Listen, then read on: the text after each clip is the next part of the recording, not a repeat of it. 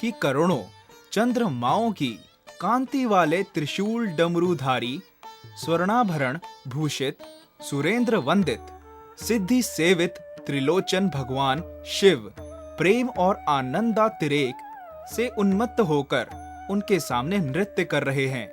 उन्हें देखकर भगवान विष्णु हर्ष से गदगद हो उठे और अचानक उठकर बैठ गए। कुछ देर तक ध्यानस्थ बैठे रहे। उन्हें इस प्रकार बैठे देखकर श्री लक्ष्मी जी पूछने लगी, भगवान, आपके इस प्रकार अचानक निद्रा से उठकर बैठने का क्या कारण है? भगवान ने कुछ देर तक उनके इस प्रश्न का कोई उत्तर नहीं दिया और आनंद में निम्न हुए चुपचाप बैठे रहे।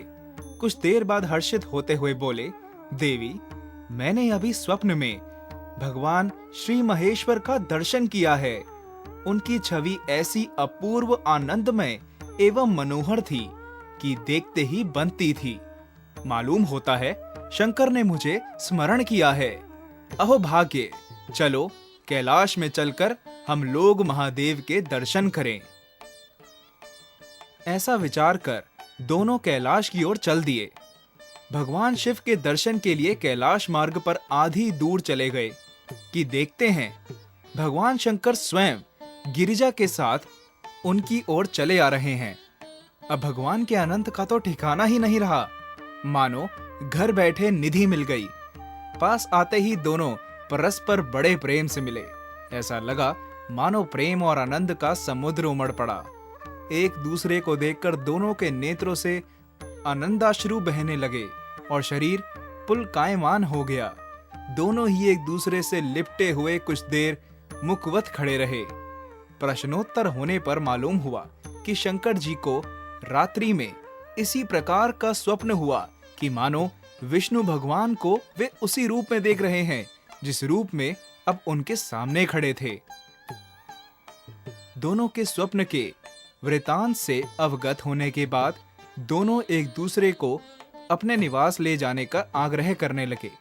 नारायण ने कहा कि वैकुंठ चलो और भोलेनाथ कहने लगे कि कैलाश की ओर प्रस्थान किया जाए।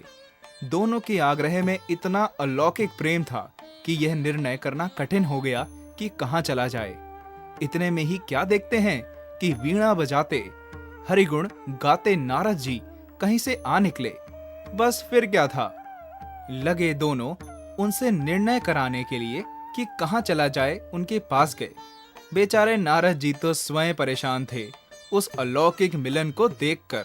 वे तो स्वयं अपनी सुध बुध भूल गए और लगे मस्त होकर दोनों का गुणगान करने। अब निर्णय कौन करे?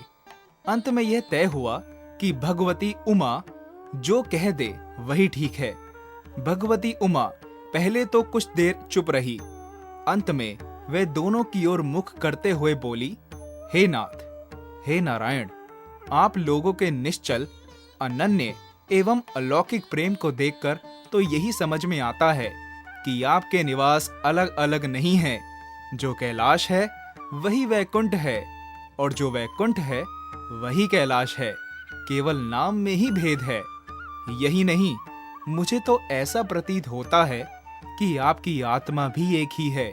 केवल शरीर देखने में दो हैं। और तो और मुझे तो स्पष्ट लग रहा है कि आपकी भार्याएं भी एक ही है।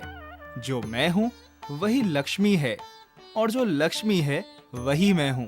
केवल इतना ही नहीं, मेरी तो अब यह दृढ़ धारणा हो गई है कि आप लोगों में से एक के प्रति जो द्वेष करता है वह मानो दूसरे के प्रति ही करता है। एक की जो पूजा करता है वह मानो दूसरे की भी पूजा करता है। मैं तो तय समझती हूँ कि आप दोनों में जो भेद मानता है उसका चिरकाल तक घोर पतन होता है। मैं देखती हूँ कि आप मुझे इस प्रसंग में अपना मध्यस्थ बनाकर मानो मेरी प्रवंचना कर रहे हैं, मुझे असमंजस में डाल रहे हैं, मुझे भुला रहे हैं। अब मेरी यह प्रार्थना है कि आप लोग दोनों ही अपने अपने लोक को पधारिए।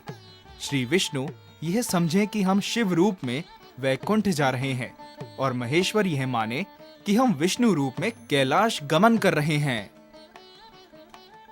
इस उत्तर को सुनकर दोनों परम प्रसन्न हुए और भगवती उमा की प्रशंसा करते हुए दोनों ने एक दूसरे को प्रणाम किया और अत्यंत हर्षित होकर अपने अपने लोक को प्रस्थान किया। लौटकर जब श्री विष्णु वैकुंठ पहुंचे तो श्री लक्ष्मी जी ने उनसे प्रश्न किया, हे प्रभु, आपको सबसे अधिक प्रिय कौन है? भगवान बोले, प्रिय, मेरे प्रियतम केवल श्री शंकर हैं। देहधारियों को अपने देह की भांति वे मुझे अकारण ही प्रिय है। एक बार मैं और श्री शंकर दोनों पृथ्वी पर घूमने निकले। मैं अपने प्रियतम की खोज में इस आशय से निकला कि मेरी ही तरह जो अपने प्रियतम की खोज में देश देशांतर में भटक रहा होगा, वही मुझे अकारण प्रिय होगा। थोड़ी देर के बाद मेरी श्री शंकर जी से भेंट हो गई। वास्तव में मैं ही जनार्दन हूँ और मैं ही महादेव हूँ। अलग अलग दो घड़ों में रखे हुए जल की भांति मुझ में और उनमें कोई अंतर नहीं है।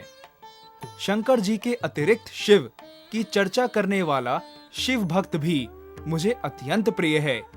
इसके विपरीत जो शिव की पूजा नहीं करते, वे मुझे कदापि प्रिय नहीं हो सकते। इस तरह जो शिव की पूजा करता है, वह वैकुंठवासी विष्णु को भी स्वीकार है, और जो श्री विष्णु की वंदना करता है, वह त्रिपुरारी को भी मना लेता है।